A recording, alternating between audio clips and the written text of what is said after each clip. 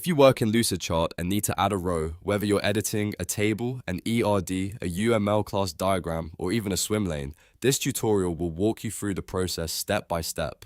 It's a quick fix, but it can save you a lot of time when you're building diagrams and need to keep your structure organized. If this video helps you out, make sure to hit that like button and subscribe for more Lucidchart tutorials just like this.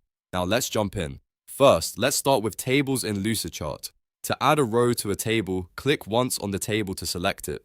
When you do that, you'll see a contextual panel appear on the right side of the screen.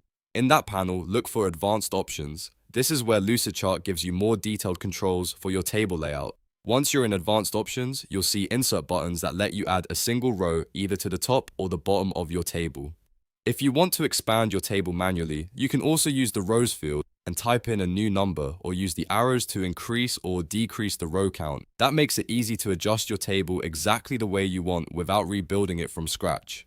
Next, if you're working with an entity relationship diagram or an UML class diagram, the process is a little different. Click once on the entity or class shape to select it. After that, open the Advanced Shape menu at the top of the canvas or use the Entity Contextual panel on the right side if that appears for your diagram. Inside that menu, look for the field or row counter. This is what controls how many rows or fields are shown inside the shape. Use the arrows to increase the number of fields, and Lucidchart will automatically add new rows directly into the entity shape. This is especially useful when you're building database diagrams and want to keep your attributes neatly listed in one place.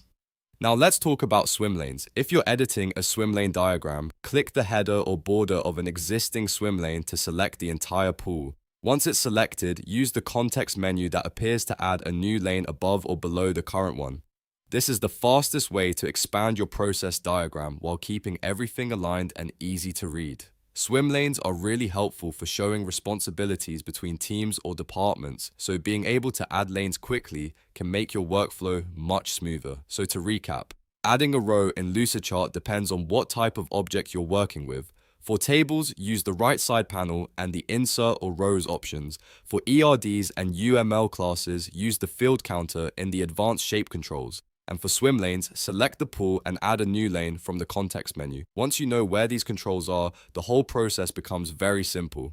If this tutorial helped you, please give it a like, subscribe to the channel, and turn on notifications so you don't miss the next Lucidchart walkthrough. Thanks for watching, and I'll see you in the next video.